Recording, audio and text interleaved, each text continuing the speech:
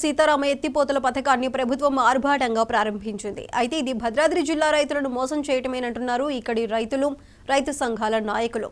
Redesign పేరుతో భద్రాద్రి జిల్లాకి నష్టం చేసి వేరే జిల్లాలకు గోదావరి జలాలను తరలిస్తున్నారని ఆక్షేపిస్తున్నారు. ఇంకోవైపు రైతులు స్వచ్ఛందంగా భూములు ఇచ్చినట్లు చేస్తున్న ప్రచారంలో నిజం లేదని కూడా అంటున్నారు. ఈ మొత్తం వ్యవహారం మీద రైతు సంఘాల నాయకుల వాదనను మా ప్రతినిధి షేక్ హసీం అందిస్తారు. గత ప్రభుత్వం ఎంతో ప్రతిష్టాత్మకంగా చేపట్టిన సీతారామ ప్రాజెక్టు ఈ మధ్య కాలంలో ప్రస్తుత ముఖ్యమంత్రి ఉన్న రేవంత్ రెడ్డి ప్రారంభోత్సవం చేశారు. ఇక్కడ నుంచి జలాలు మైదాన ప్రాంతానికి తరలిపోతున్నాయని చెప్పి ఇక్కడున్న రైతు సంఘాలు, రైతులు అనేక మంది ఆరోపిస్తున్నారు. అదే భాగంగా ఇక్కడున్న జిల్లా రైతు సంఘం నాయకులు ఉన్నారు, వాళ్ళతో మాట్లాడే ప్రయత్నం చేద్దాం. చెప్పండి, ఇక్కడున్న నీళ్లు మైదాన ప్రాంతాలు తీసుకెళ్తున్నారని చెప్పి మీరు ఆరోపిస్తున్నారు, అనేక ఉద్యమాలు చేశారు. దీని మీద మీదేముంది? ముందుగా నమస్కారం. ఈరోజు భద్రాద్రి కొత్తగూడెం జిల్లా ప్రజలు రైతాంగం యొక్క చిరకాల వాంఛ సీతారామ ప్రాజెక్టు.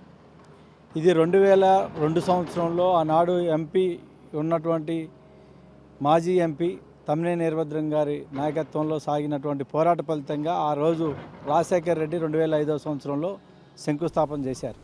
దుమ్ముగూడెం రాజీవ్ సాగర్ అని చెప్పేసి పేరు పెట్టారు. ఆ ప్రాజెక్టు ఆ తర్వాత కేటాయింపులు చేయడంలో నిర్లక్ష్యం చేశారు. తర్వాత బీఆర్ఎస్ గవర్నమెంట్ వచ్చిన తర్వాత దానికి రూపకల్పన చేశారు. చివరికి కాలువలు తవ్వారు. ఆ కాలువల నుంచి ఈ జిల్లాకి రావాల్సినటువంటి 3.5 లక్షల ఎకరాలకి సాగునీరు అందించాల్సినటువంటి అవసరం ఉంది. టోటల్గా 6,74,000 ఎకరాలకి సాగునీరు అందించే లక్ష్యంతో ఈ ప్రాజెక్టు రూపకల్పన చేశారు. కానీ ప్రధానమైనటువంటి కాలువ ఇక్కడ మనం చూస్తూ ఉన్నాం, ఇక్కడ కొద్ది దూరం వరకే పూర్తి అయినటువంటి పరిస్థితి ఉంది. అంటే ఈ జిల్లా వరకు పూర్తి అయింది, ఇంకా పూర్తి కావాల్సినటువంటి అవసరం ఉంది. ఇంకా ఆ యొక్క పూర్తిగా కాలువలు కాలేదు, మేజర్ కాలువలు కాలేదు, మైనర్ కాలువలు కాలేదు, బ్రాంచ్ కెనాల్ కాలేదు, ఏమీ కాలేదు. కానీ ఈరోజు ముఖ్యమంత్రి గారు హడావుడిగా దీన్ని ప్రారంభించారు. నీళ్ళు వదిలినమని చెప్పేసి మొన్న వదిలేరు, కానీ ఒక చుక్కా నీరు ఈ కాలువలోకి వాళ్ళు రాల.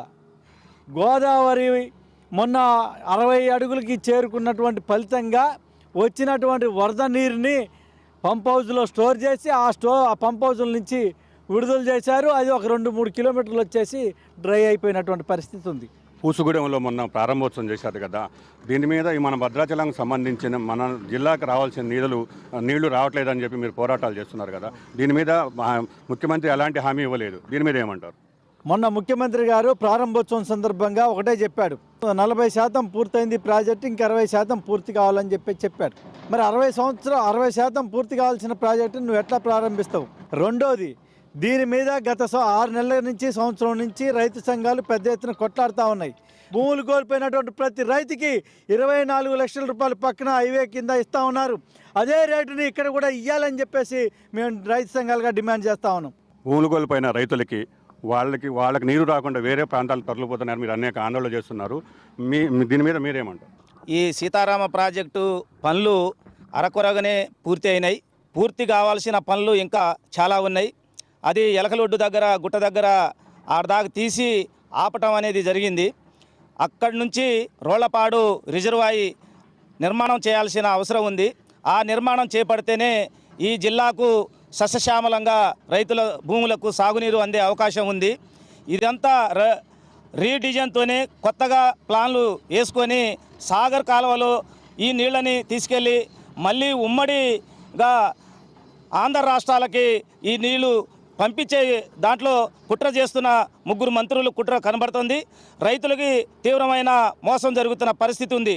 రైతులు భూములు ఇచ్చి వాళ్ళు అరకొరగానే ప్యాకేజ్ తీసుకున్నా వాళ్ళకి న్యాయం జరగని పరిస్థితి ఈరోజు ఉన్నది.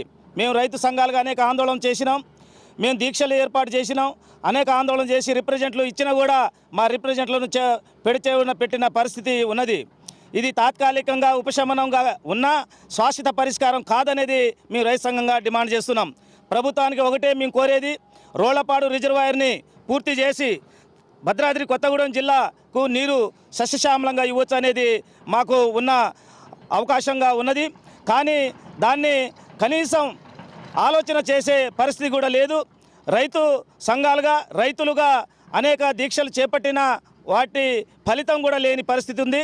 ప్రారంభోత్సవం కార్యక్రమం కానీ వైరాలో జరిగిన ప్రజా వేదిక మీటింగులో కానీ ముఖ్యమంత్రి గారు భద్రాద్రి కొత్తగూడెం జిల్లా అసలు పేరే ఎత్తని ఊసే లేకుండా మాట్లాడిన పరిస్థితి ఉంది.